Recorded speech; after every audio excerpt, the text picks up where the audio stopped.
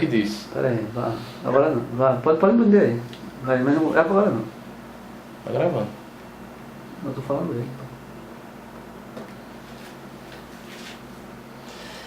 Graças e paz, irmãos. Mais uma vez, continuando hoje aquela primeira parte sobre os dois evangelhos e uma só verdade.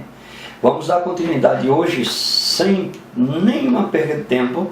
Nós vamos entrar já naquilo que Deus nos revelou pela sua palavra sobre a graça de Deus e o dom que é pela graça. Então, se você tem a sua Bíblia, se você está com ela aí, e se não está, você preste atenção. Gálatas capítulo 1, versículo 15 e 16, diz assim, e eu queria que você prestasse atenção nesse versículo.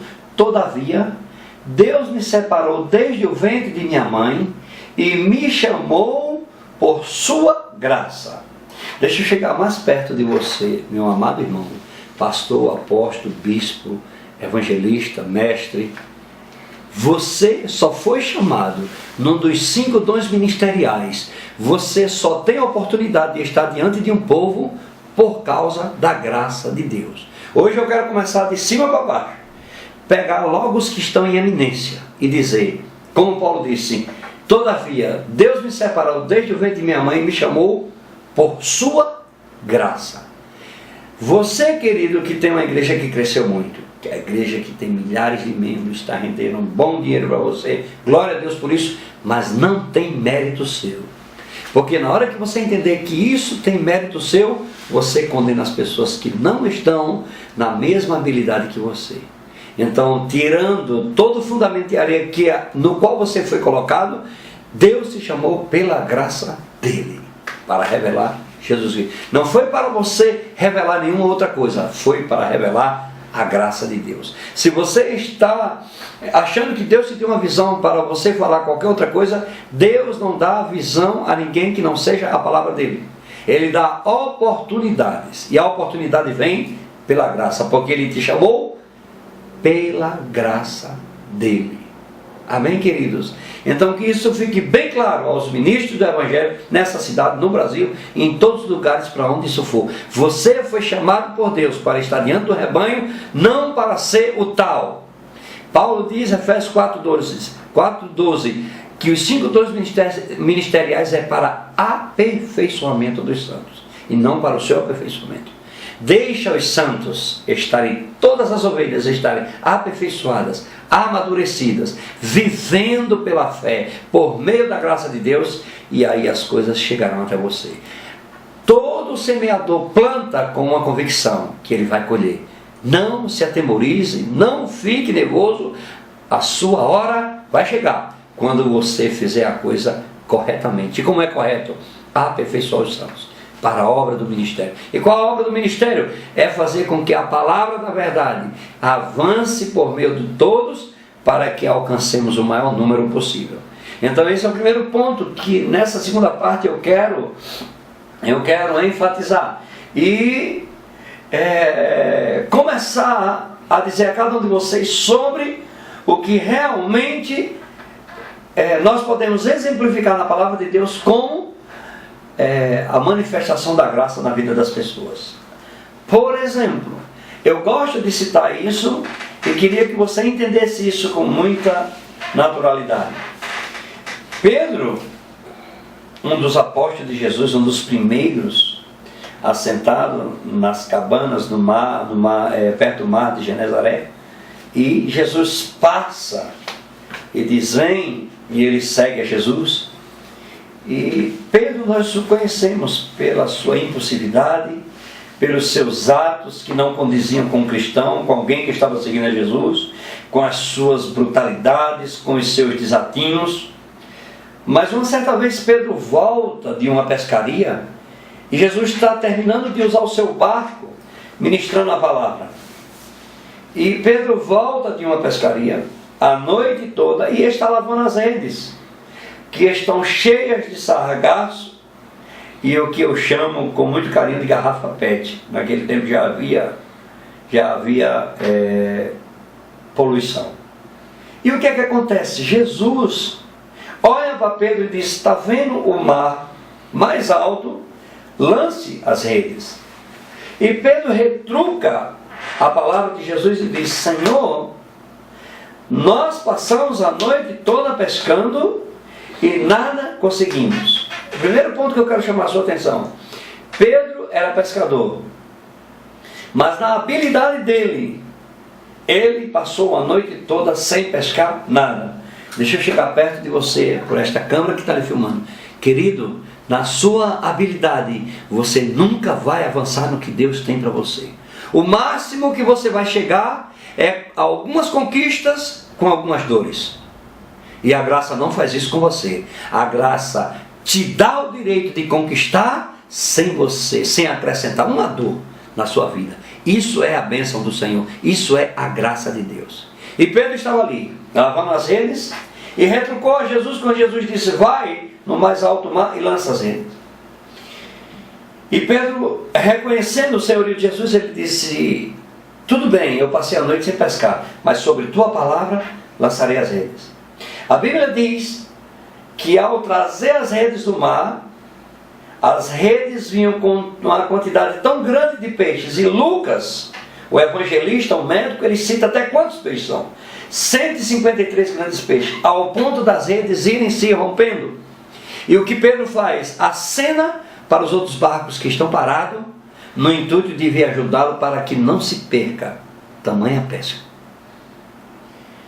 Eu quero falar isso, dessa quantidade de peixe, desses barcos chegando, daqui um pedaço, mas eu quero te dizer, quando Pedro sai do mar, e quando Pedro chega à terra e vai chegando perto de Jesus, e Jesus se aproxima dele para dizer alguma coisa sobre aquilo que acontecera, que acabaram de acontecer, Pedro se lança aos pés de Jesus e diz: Senhor, afasta-te de mim, que sou homem pecador. E aí nós conhecemos o resto da história. Jesus o chama para daquele momento em diante ser pescadores de homens, e Pedro assim o faz de maneira sobrenatural. Mas eu quero chamar a atenção da igreja do Senhor. Deus nunca, em tempo algum, chamou você primeiro dizendo: se arrependa, deixe de fazer isso, você está errado, não faça isso, não faça aquilo outro. Ele primeiro te enche de bens, de sorte que tua mocidade se renove dia após dia, para depois chamar você aquilo que chamamos de arrependimento. O Evangelho mudou, porque primeiro se arrependa, primeiro deixe de fazer, e aí eu vou ser o seu Deus, você é a sua suficiência. E não é assim. O Evangelho da graça de Deus primeiro te enche de bens, primeiro te supre, para depois você reconhecer que você precisa de um Senhor e de um Salvador. E quando a manifestação da graça vem sobre nós, o que é que acontece?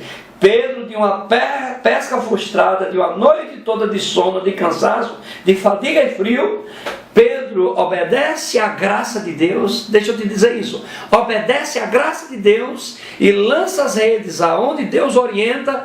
E como é glorioso o que aconteceu. Ele enche o barco dele, mas o barco dele superlota, superabunda. E o que é que acontece? Ele convida outros barcos para participar da manifestação da graça. E aí eu posso citar isso em Romanos 5,20. Aonde o pecado abundou, aonde tínhamos um Pedro brusco, tosco, ignorante e queria negar Jesus, superabundou a graça. A graça superabunda com uma manifestação visível. Glória a Deus por isso. A graça sempre se manifesta com uma manifestação visível, com uma verdade, com uma manifestação de Deus nos olhos naturais, para que todos vejam como Deus é poderoso e como a graça dele é suficiente para as nossas vidas. Esse é o primeiro ponto. O segundo ponto que eu quero te levar a dar um exemplo sobre graça é quando Jesus está na cidade e os fariseus e doutores da lei trazem uma mulher pega no flagrante adultério. E a primeira coisa que eles citam é a lei de Moisés. Deixa eu te dizer, querido, para você ser condenado, a lei de Moisés tem 10 mandamentos e mais 613 estatutos. Para a graça te absolver, só tem uma coisa: você precisa crer nela.